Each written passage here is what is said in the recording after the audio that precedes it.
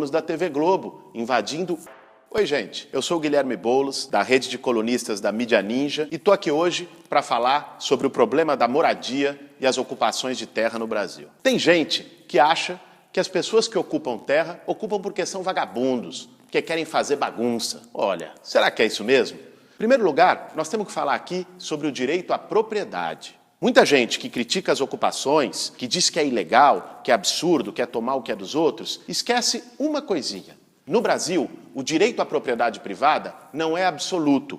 A Constituição diz sim que as pessoas podem ter uma propriedade, mas coloca que essa propriedade tem que cumprir uma função social. Uma propriedade que está numa situação ociosa, vazia, jogada, abandonada, está em situação ilegal. Ela não está cumprindo a função social. E a ocupação busca exatamente garantir que ela cumpra uma função, no caso, uma função de moradia popular. A lógica das nossas cidades não é feita para atender o direito da maioria, mas para assegurar o lucro de alguns. As grandes construtoras e empreiteiras têm um poder imenso no Brasil. Nós sabemos, financiam as campanhas eleitorais de quase todos os partidos. Com isso, as construtoras ganham uma enorme influência nas decisões de política urbana. Para onde vai cada terra? Onde vai ser construído o shopping, o hospital, a casa? Isso acaba por aprofundar, agravar o problema da especulação imobiliária, que é quando os terrenos começam a valorizar demais. A princípio pode parecer uma coisa boa, a cidade está se valorizando, muito pelo contrário.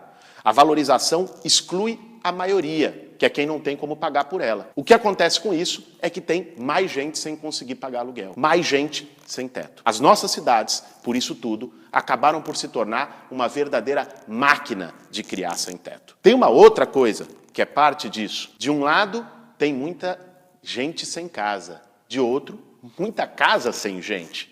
Vejam só, são 6 milhões e 60 mil famílias sem moradia no Brasil. E, ao mesmo tempo, são 7 milhões e 200 mil imóveis vazios no país. Para resolver o problema de moradia no Brasil, na prática, não precisava construir nenhuma casa nova. Bastava desapropriar e distribuir aquelas que estão ociosas. Esse é um problema brutal de distribuição e que faz também com que se agravem os conflitos, agravem as tensões e que as pessoas sejam levadas necessariamente a ocupar. Mas mesmo assim, será que é certo ocupar? Vamos ver então. As pessoas olham muito quando famílias de trabalhadoras e trabalhadores ocupam nas periferias, nos centros, buscando minimamente o direito a um pedaço de chão. Poucas vezes a gente vê essas mesmas pessoas se indignarem quando vêm grandes empresas, conglomerados que parecem limpinhos, invadindo e tomando áreas públicas na mão grande. Não sei se você sabe, mas em São Paulo, o Clube Pinheiros, um dos clubes da elite da cidade, está em área pública de forma irregular, assim como o Shopping Eldorado. No Rio de Janeiro,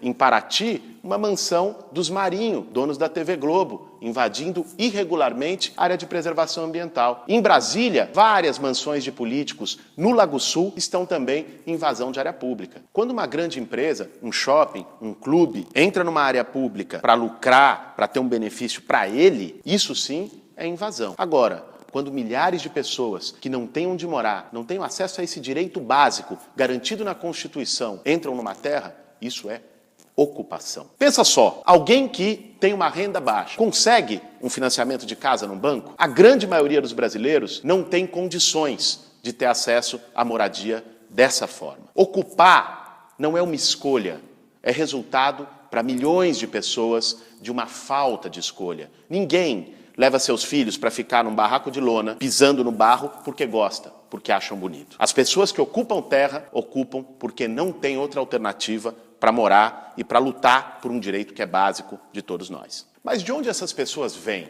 Ora, a maior parte das pessoas que vão e participam de ocupações nas cidades brasileiras são pessoas que, como muitos de vocês, está pagando aluguel e não consegue mais pagar. O aluguel subiu e o salário ficou igual. Há ainda aquelas pessoas que moram de favor, num puxadinho, no cômodo de fundo, na casa de parente. Há ainda quem mora na área de risco, que toda vez que chove, inunda a casa.